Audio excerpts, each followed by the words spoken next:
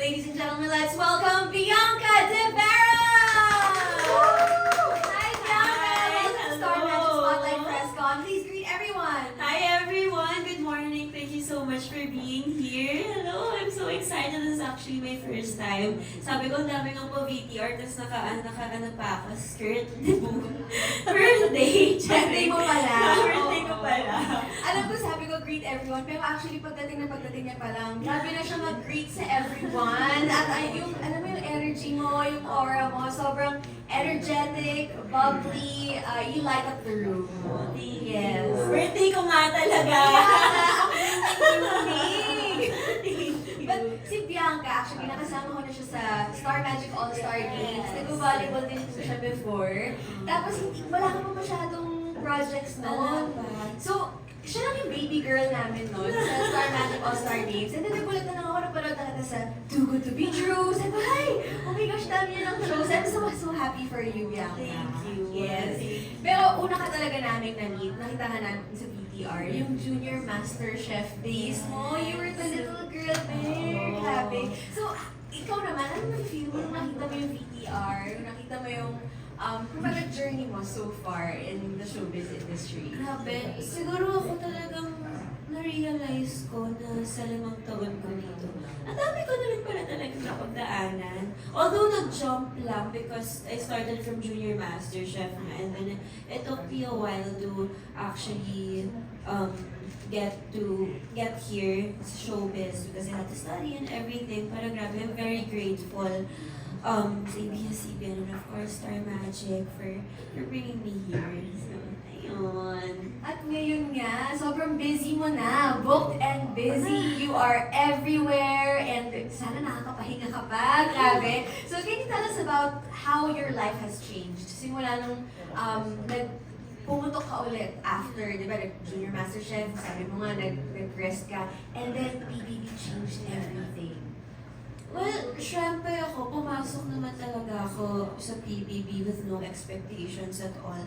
All I knew is that I really wanted to get in order to find myself, in order to grow. I mean, as cliche as it sounds, yun yung totoo eh. Tsaka I really felt like I needed to pick myself back up together. Hindi ko naman rin na-expect na paglabas ko, diba, magkakaroon ako ng ganito karaming blessings, which I'm very, very grateful for. So, how much has my life changed? A lot. Gaya ng sabi ko kanina, parang I was just sharing na yung buhay ko ngayon, if I compare it from before, ito yung mga moments na talagang pinagdarasal ko lang noon. Yung ganito ka-hectic na schedule, yung ganitong klaseng adrenaline, yung ganitong klaseng blessings. Ano to eh, parang pangarap ko lang to before and now I get to live it and I'm very, very grateful for it. Siyempre, may times na parang isipin mo na, shucks, kaya ko pa ba? Pero alam mo yung, because of, you know, Star Magic and of course ABS-CBN, sobrang grateful ako kasi sobrang napagmuputan ko talaga sila ng lakas.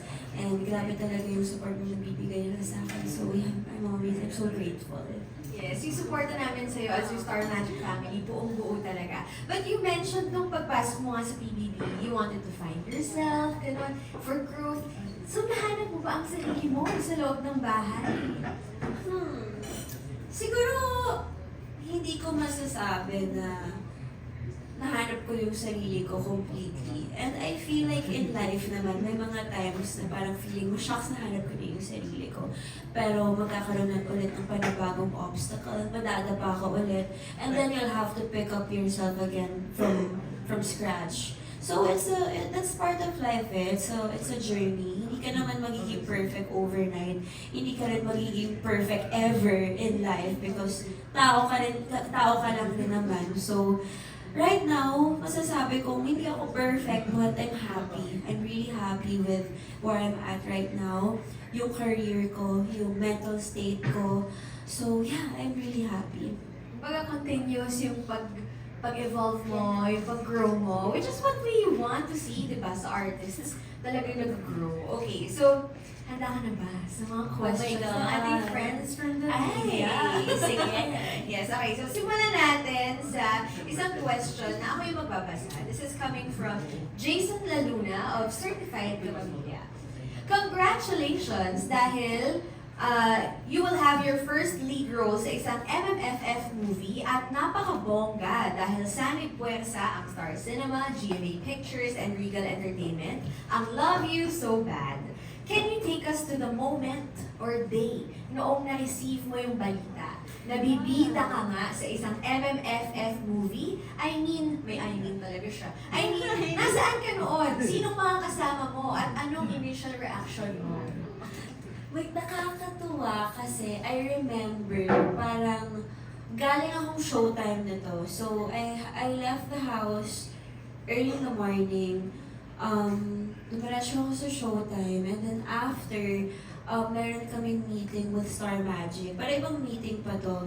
And in that meeting, nandun lahat ng mga co-artists ko. Basta may kinailangan kasi sabihin si Direk Gloria that time na very important. And sakto, nung time na yun, si Direk May katabi ko. Kasi isa siya sa mga part ng meeting din.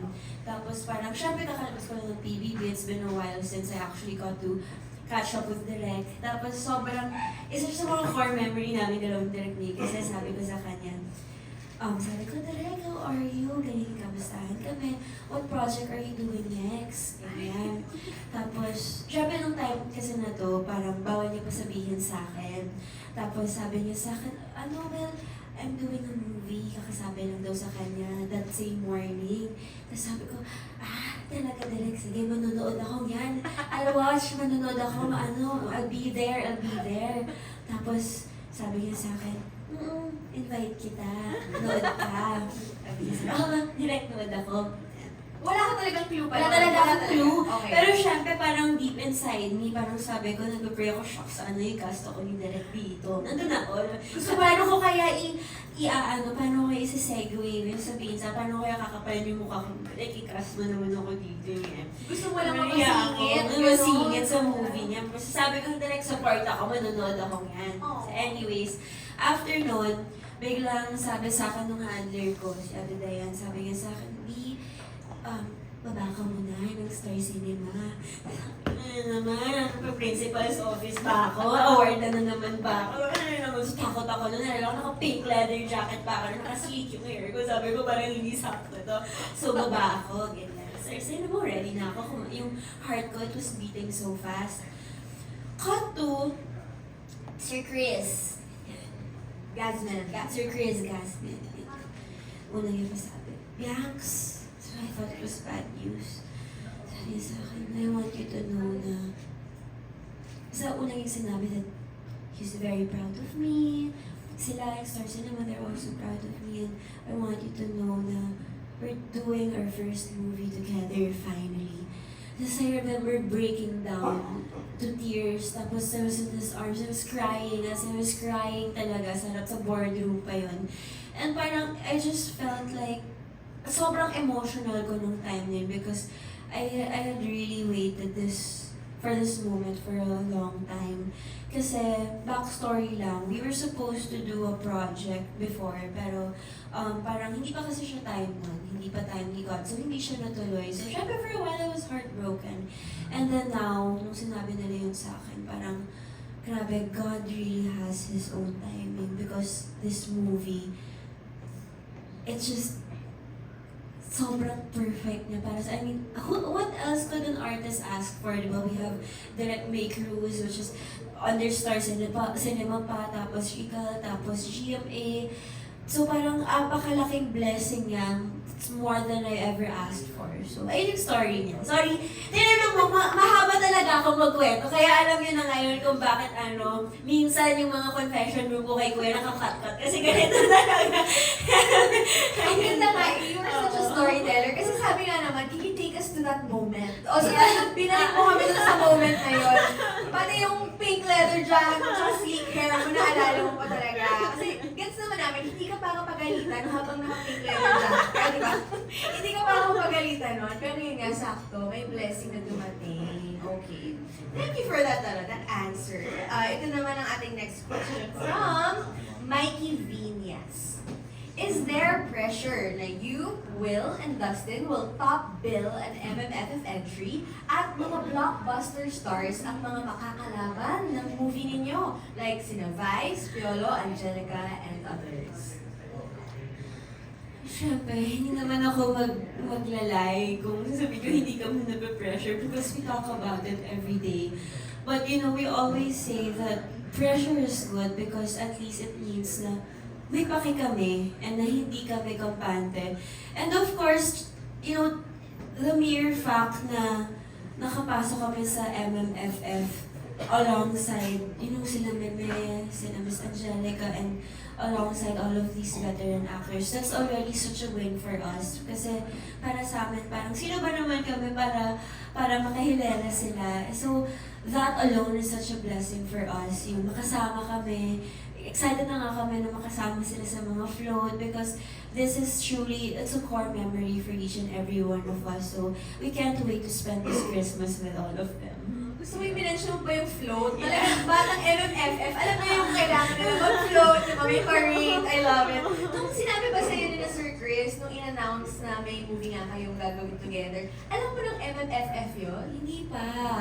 Talagang surprise siya nung event ng MMFF. So that time talagang naalala ko sobrang feeling ko yung puso ko talagang lalabas na siya sa dibdib ko because I was so scared because you know we knew na parang merong chance pero hindi namin sure nung time na yun kung pasado ba kami. So nung time na in-announce na nga na pasado kami, grabe, ano siya, sobrang rewarding siya for the three of us. And until now, grabe. It's such a beautiful moment. Yeah.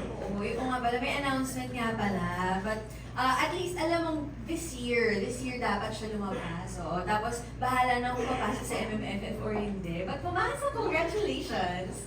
Okay, next question is still from Mikey Viñas. Kumusta ang working experience mo with Will and Dustin on this project? Okay, so pumasok na tayo sa mundo ng pag-shoot ninyo, sa mga ginawa ninyo for this project. Okay, take us through there.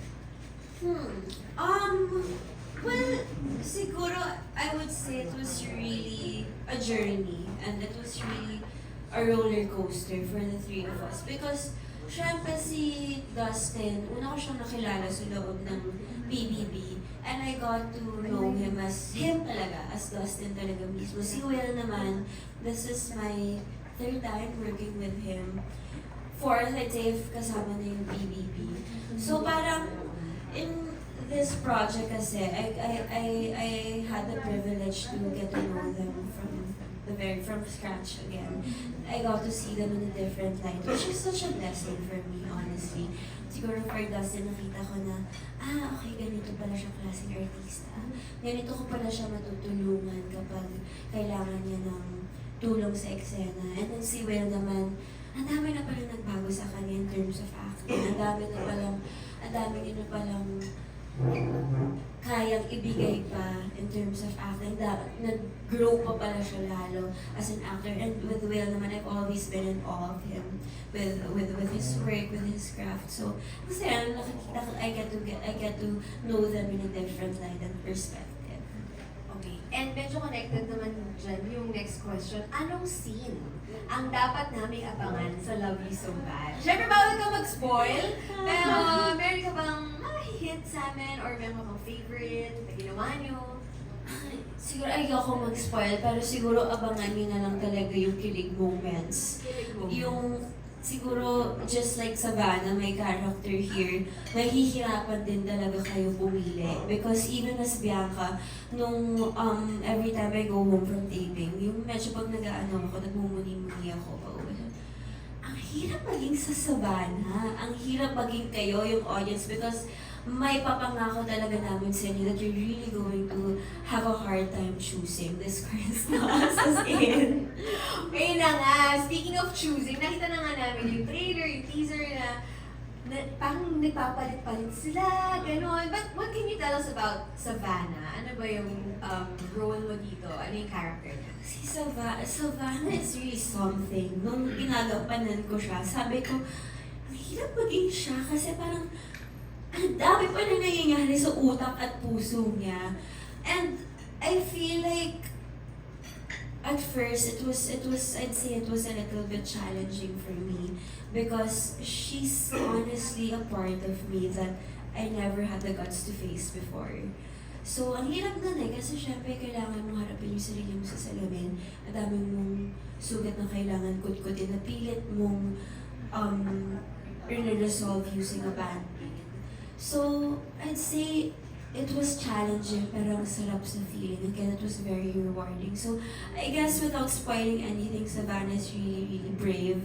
She's passionate and she's very, very persistent. And above all, grabe yung puso niya kapag nagmahal, ibang klase. Makikita naman natin dito sa teaser. And soon, of course, the trailer.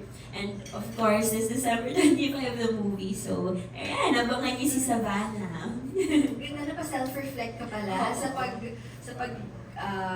pag-portray mo kay Savannah. Kasi na-relate mo eh sa sarili mo. Sabi mo parang, may ugly parts na nahalukay dahil dito. Okay, now we're gonna be having a question from one of our friends here, Franz Sahorda. Ay, ito pala siya. Hi, Franz! Hi, Dams! Ako pala! Yes. Kamusta?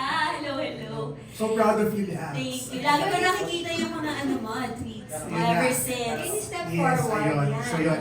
Speaking of tweet, okay, ang first question ko for you is, I remember tweeting na naka-week ka kasi, so nung unang lumabas yung teaser, naka-week ka, and na-realize namin na lahat ng mga box office ladies ng Star Cinema ay naka-week sa pelikula. So my question is, now that papalabas na yung pelikula, na-sink in na ba sa'yo na, ay, shit, sorry for na, ay, Star Cinema leading lady na ako, or nasa processing ka pa ba na, ay, ito na yun, parang, Syempre, at may mga times talaga na parang medyo napapawawa ko na parang, shucks, pangarap ko lang maging Star Cinema leading lady naman. And now, I get the chance to be able to be one. But naka-week pa. not nakawig pa, di ba? Yes. Ano yun? Blessing yun, di ba? Yes. Kapag nakawig ka, it's an honor, di ba? Tsaka milestone yun for me, kasi pangarap ko lang noon makapag-wig, di ba? Sila, si Bea, Yeah. sila Tony, Diyos ko, Sarah. noon bata ako, pinapanood ko sila ni Sarah, pinapanood ko. Gusto ko makapag-wig, mami, daddy, nakakapag-wig na ako, di ba? Yes. So, yes, oo. I don't, has it sunken in? I don't think so. Parang, oo, na-acknowledge ko na yes, oo, leading na ako ng Star Cinema, but I don't let it get into my head because then that just means na parang magiging kampante ako. Because hindi naman ibig sabihin na kapag star ka sa isa ay andyan ka na. Siyempre, for me, especially for me, ganun pa naman, I believe na nandun pa rin ako sa proseso na kailangan ko pa tunayan yung sarili ko. And this is just going to be my first of many of wanting to prove myself to myself and of course to the world. Ayun. Last question would be, kasi isa ka na ngayon sa mga masasabi natin Gen Z idols talaga. Yes, so my question would be, kasi syempre hindi man maiiwasan from PBB going here, nandyan pa rin yung social media pressure. So how do you handle it? Nagbabasa ka pa rin ba ng mga comments? Or how do you handle all those? The ingay, the social media. And siguro naman, I think Big Love is so bad, baka medyo matouch yung mga ganyan, syempre it's a Gen Z story. So how do you handle as young yung mga social media pressures and the noise on social media? Well, siguro I'd say it really got tough after BBB. Kasi parang bago yun naman, hindi naman kasi ako sanay sa ganung klaseng, let's say, bashing, yung ganyang klaseng, yung bawat galaw mo, may masasabi sila. How do I handle it? Siguro thankful lang din talaga ako kay Kuya, yung sa PBB, na talagang napatatag niya ako. Because I feel like if it weren't for my journey inside, kung sinalang ako sa ganitong klaseng pressure agad-agad, especially with the outside world, I don't think I'd be this tough. So, ayun, siguro in this industry kasi palakasan talaga ng sikmura. I think I'm blessed enough to have that kind of gut. I guess it's just really prayers. I really surrender it all to God. But yeah, with Love You So Bad ngayon na ipapasok siya sa MMFF, hindi rin naman natin may iwasan na maraming tao rin naman talagang maraming they'll have their own thoughts, may masasabi at masasabi. Yes, dahil mamimili si Savannah. Namimili talaga si Savannah. Siyempre, maraming team Lavan, maraming team Savic, a lot of people would want to choose for me. Pero yun naman talaga yung inaabangan ko. Gusto ko rin makita kung sino ang pipiliin nila ngayong Pasko. So, sundot na lang. So, ikaw rin ba, nung binabasa mo, syempre without spoiling too much, nung nabasa mo ba yung towards the ending, or parang sabi mo, ay, ito yun, parang, ito yun, parang, it was right naman for you. I mean, pareho kayo, si Bianca at si Savannah ba, nag-agree kung paano in-end yung pelikula? Without spoiling too much. Tingnan natin. Tingnan natin. But definitely, it's an exciting movie. It's an exciting movie, definitely. Oo. Congratulations, Thank you, Miss France. Thank you so much, Francis Ahorda. Okay, now let's have Janice Navida of Boulevard. Hi! Hello po. Hi, Bianca. Sasabihin daw ni Bix ko na tanong. Pero Bianca, in connection with your movie, ikaw ba may nasabihan ka ng love you so bad? Natanong na ba, Bix? Love you so bad. Sinasabi ba ng mga Gen Z? Love you so bad. Love you so bad. Oo, sa movie. Abangan niyo. Pero in real life, ayan.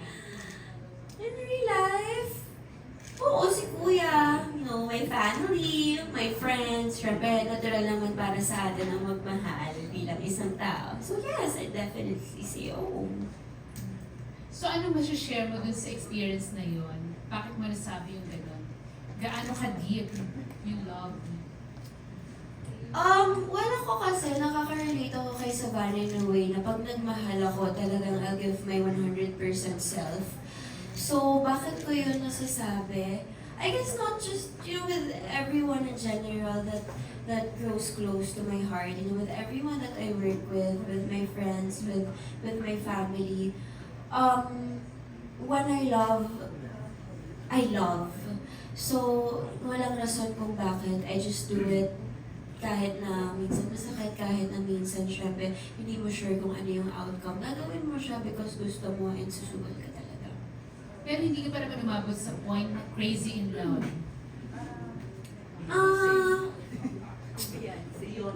Beyonce. So, have I? Siguro oo. Pero it's part of growing up.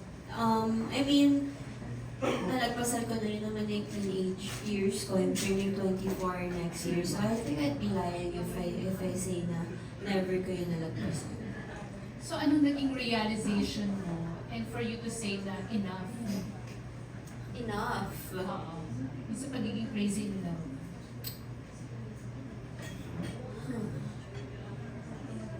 Siguro nung medyo parang naramdaman ko na nawawala na ako sa sarili ko.